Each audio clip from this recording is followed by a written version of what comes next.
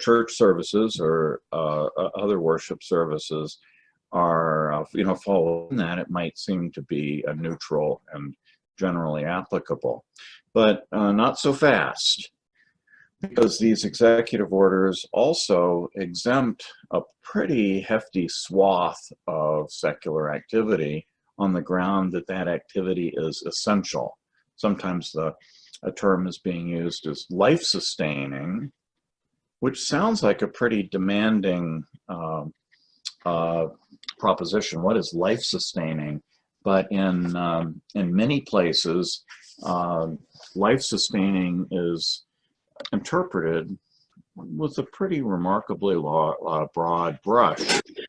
So I'm now quoting from a very recent federal court decision out of Kentucky, where the category of life-sustaining does not include organizations that retail establishments, such as hardware stores, laundromats and dry cleaners, law offices, liquor stores, and then many others. So these outfits are permitted to open so long as they comply with social distancing and other hygiene regulations like frequent cleaning and so forth.